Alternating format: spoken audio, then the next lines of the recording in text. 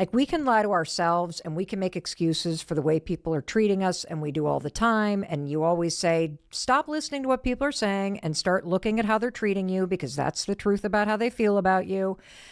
But the signs don't lie. And half the Right. time, people shrugging their shoulders or folding in their lips or kind of sending these body language signals, they don't even realize they're doing it because the signs don't lie.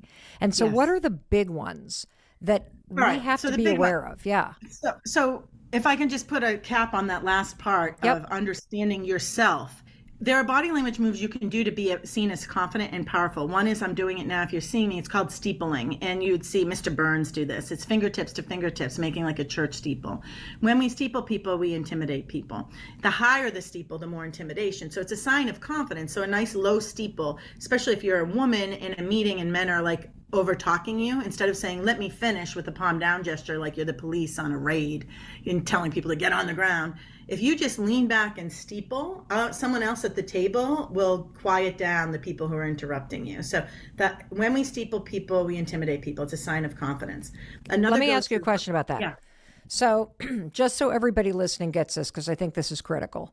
You're in a meeting at work, or you're at a family dinner, or you're out with a bunch of girlfriends or whatever, and people are talking over you.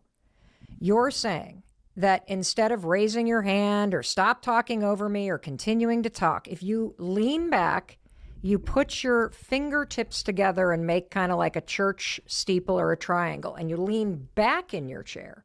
And then you stare at the person who is talking over you, or what do you do? Well, you could either stop looking at them or look at their forehead. And you would think that they don't feel it, but when someone's being disrespectful, if you look at their forehead, it can change it. I don't want to get into some advanced stuff, but I'll tell you this. When we talk to people, I talk out of my right eye into your left eye because you're opposite me, right? So I'm talking primarily out of my right eye. All human beings, doesn't matter if you're righty or lefty. We talk out of our right eye into your left eye. If I want to intimidate you because I don't like your behavior or the inappropriate things you're saying, my right eye will go diagonal to your right eye. And when you can do this to a waitress and they come to take your order, and you just focus your right eye to their right eye. So you're going to go diagonal.